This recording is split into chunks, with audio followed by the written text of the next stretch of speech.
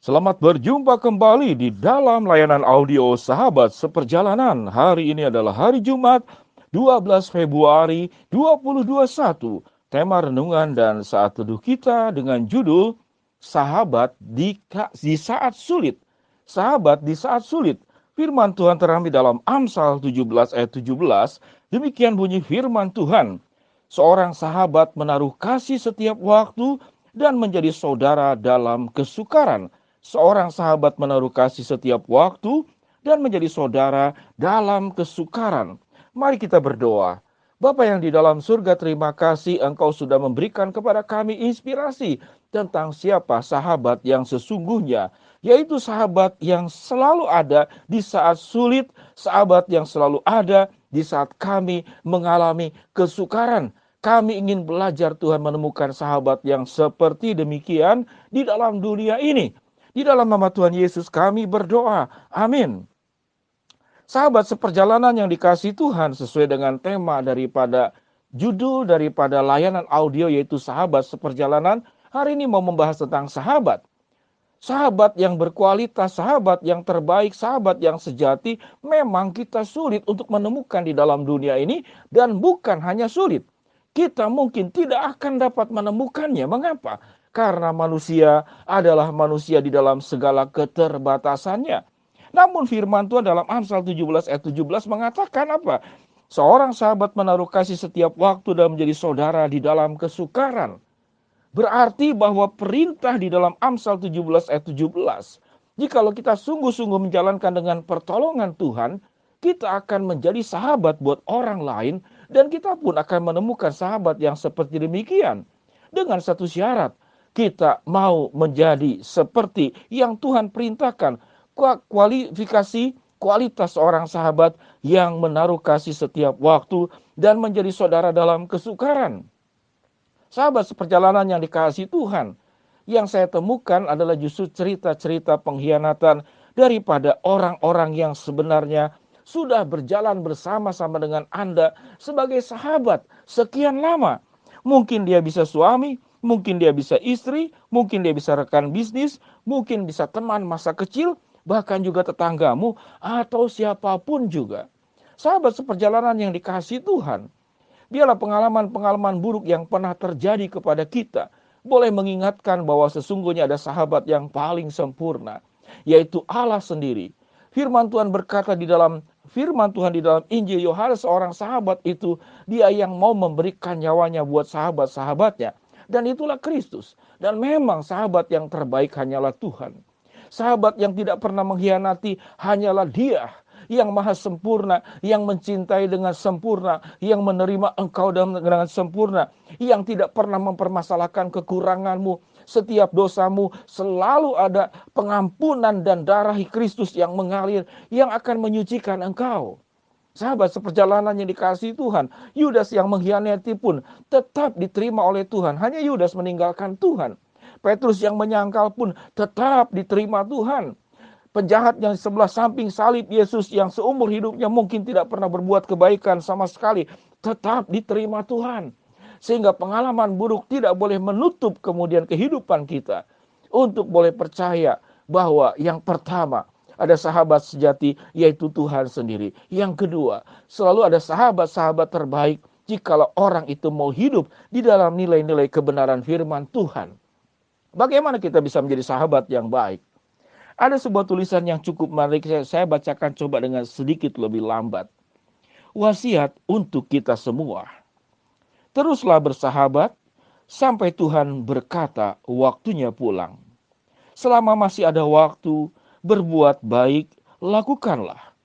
Karena ada saatnya engkau mau berbuat baik, tapi waktu tidak mau mendekat padamu. Umur itu seperti es batu, dipakai atau tidak, akan tetap mencair dan berakhir. Jangan buang sahabat karena tidak sepakat. Satu keburukan sahabat bukan berarti hilang kebaikannya yang 9. Buanglah jauh-jauh sikap egois dan iri hati. Terimalah kekurangannya dan kelebihan sahabat. Jaga perasaannya, tutup aibnya, sediakan bahu ketika dia menangis. Teruslah bersahabat sampai Tuhan berkata waktunya pulang. tulisan yang sangat indah, sahabat seperjalanan yang dikasihi Tuhan. Kalau setiap orang berjuang bagaimana menjadi pribadi yang bisa memberkati, menjadi sahabat yang berkualitas, menjadi sahabat yang sungguh-sungguh yang dikatakan di dalam tulisan tadi, yang selalu ada bahu untuk saat sahabat itu menangis, yang tidak pernah kemudian mempermasalahkan aibnya, kesalahannya, namun engkau bisa menerima kekurangan dan kelebihannya. Seorang sahabat itu adalah yang sikapnya tidak egois, tidak mudah iri hati. Sahabat seperjalanan yang dikasihi Tuhan, tatkala kita menabur kebaikan dengan nilai-nilai persahabatan, apa yang dikatakan di dalam tulisan tadi, umur itu seperti es batu, dipakai atau tidak akan tetap mencair dan berakhir. Lalu tulisan yang berikut, selama masih ada waktu, berbuat baik, lakukanlah. Karena ada saatnya engkau mau berbuat baik, tapi waktu tidak mau mendekat kepadamu. Ini kalimat yang cukup luar biasa. Waktu engkau ada waktu berbuat baik, lakukanlah. Namun ada waktunya engkau mau berbuat baik, namun waktu tidak mendekat kepadamu. Apa itu? Yaitu karena Tuhan akan berkata, waktunya pulang. Kehidupan ini adalah menabur hal-hal yang indah. Sebagaimana Tuhan Yesus yang sudah menabur di dalam usia yang sangat pendek 33,5 tahun Tuhan Yesus. Sepanjang kehidupannya adalah menjadi sahabat buat pribadi-pribadi yang kurang beruntung. Dan selalu tatkala persahabatan itu dijalin, selalu akan menimbulkan dua resiko. Resiko baik dan resiko buruk. Resiko baik adalah sahabat yang saling mendukung, yang saling menopang. Seperti sepasang kaki berjalan bergantian. Seperti sepasang tangan yang saling bahu-membahu satu dengan yang lain. Seperti sepasang telinga mendengar kiri dan kanan untuk engkau bisa mendengar dengan baik. Seperti sepasang mata, semuanya sepasang. Namun Tuhan memberikan kepada kita hati hanya satu. Ilustrasi tentang tubuh kita itu harus kita gunakan di dalam persahabatan. Mulai di dalam rumah tangga. Bagaimana suami istri menjadi sahabat yang baik. Orang tua dan anak menjadi sahabat yang baik. Mertua dan mantu menjadi sahabat yang baik. Di dalam bekerja juga dengan rekan kerja menjadi sahabat yang baik. Di dalam dunia pendidikan juga sama. Antar guru menjadi sahabat yang baik.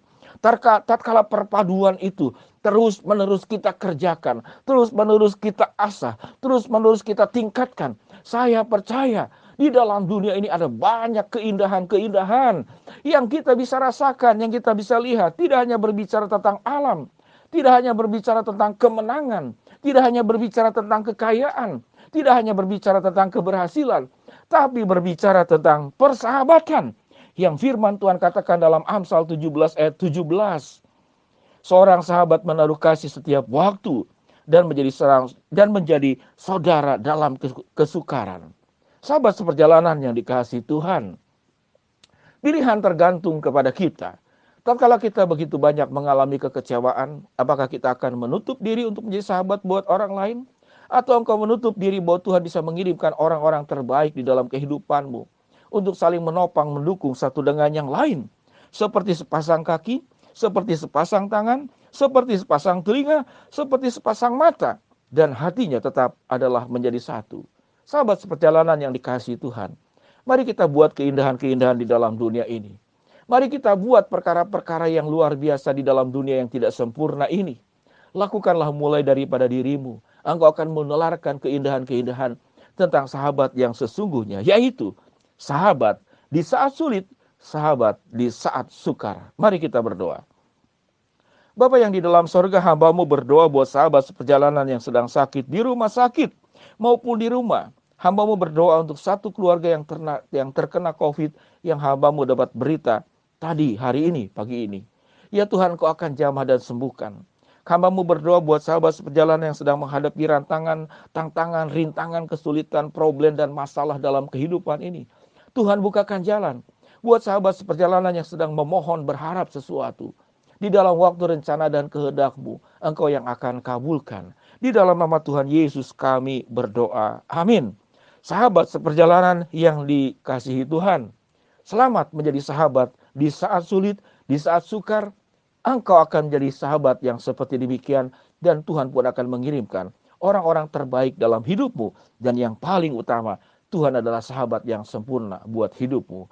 Shalom, Tuhan memberkati kita semua. Amin.